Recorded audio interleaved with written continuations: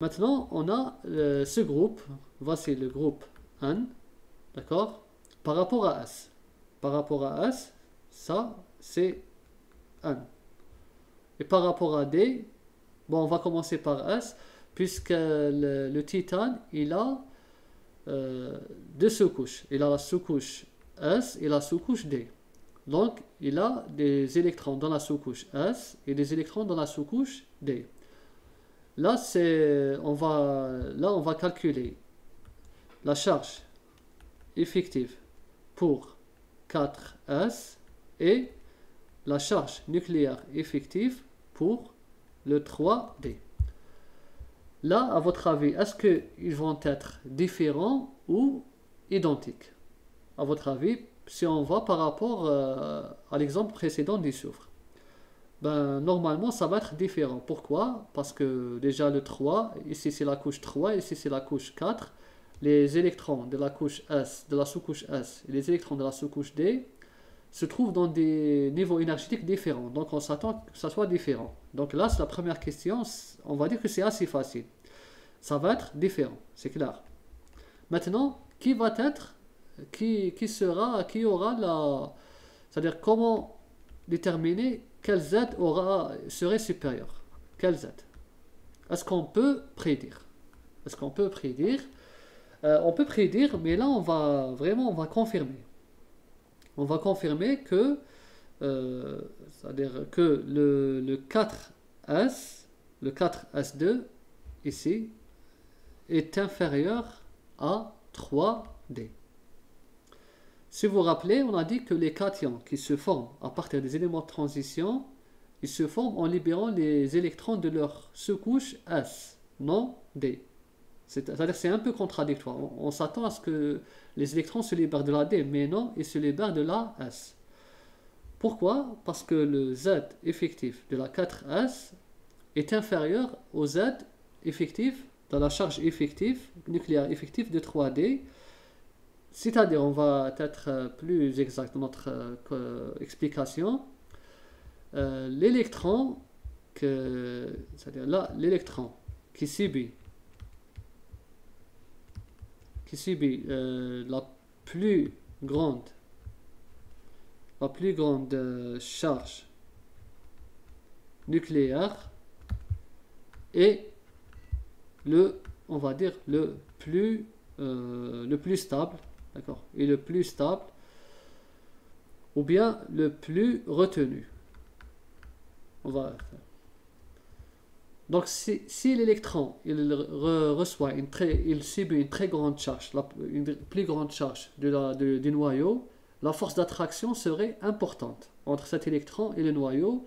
Dans ce cas, il faudrait une très grande énergie pour enlever cet électron. Par contre, si un électron, comme celui de 4S, qui va être faible, il va subir une faible charge nucléaire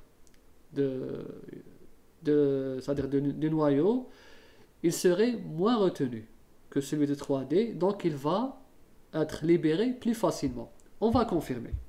Donc dans ce cas, on va calculer S de la 4S et S de la 3D, et vous allez voir que les deux S vont être différents. Ici, le S de 4S il serait supérieur à S de 3D. C'est normal parce que l'effet d'écran des électrons par rapport à 4S serait plus important que l'effet d'écran des électrons par rapport au 3D. On confirme. Donc là, je commence par l'électron S. Je vais calculer de S ici. Bon, S de 4S est égal. Regardez là, 4S, donc un électron de la sous-couche S, il reste un électron. Donc un électron là, fois combien? C'est la sous-couche, bon, c'est la couche N. C'est 1 fois 0,35. Plus le groupe inférieur, c'est 3D. Donc là, j'ai deux électrons. Deux électrons là, c'est fois 0,85. C'est ici N-1. Je poursuis ensuite là, 3S2 et 3P6. D'accord? 3S2, 3P6. Là, c'est toujours N-1. On a 8 électrons. Donc je pouvais faire 10, mais il n'y a pas de souci. Donc 8 fois 0,85. Je pouvais faire 2 plus 8, 10 fois 0,85 parce que c'est la même sous-couche. D'accord, c'est la même sous-couche. C'est 1 moins 1. Maintenant, ce qu'il reste, c'est directement 1. Donc les autres électrons vont participer par un effet 1. Donc là j'ai 2 plus 2, 6 plus 2, ça donne là c'est 1 moins 2. 6 plus 2 ça donne 8, plus 2 ça donne 10. Donc je fais là, plus 10 électrons fois 1. J'ai fait le calcul et j'ai trouvé le S est égal à environ, bon pas environ, mais exactement est égal à 18,85. Voilà. Je calcule le Z effectif.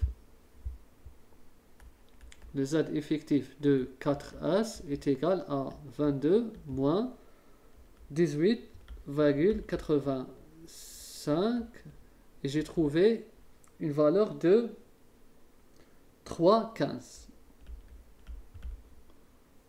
Voilà le Z effectif de 4S. Le voici. Maintenant, je vais confirmer que le Z effectif de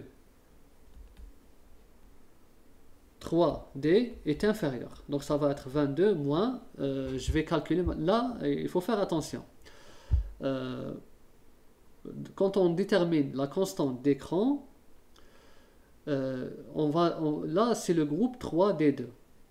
Ce qui se trouve à droite de ce groupe ne va pas être compris dans la constante d'écran. Pourquoi? Parce que ces électrons sont considérés comme étant en dehors en dehors de l'effet d'écran. Ils sont considérés en dehors de l'effet d'écran.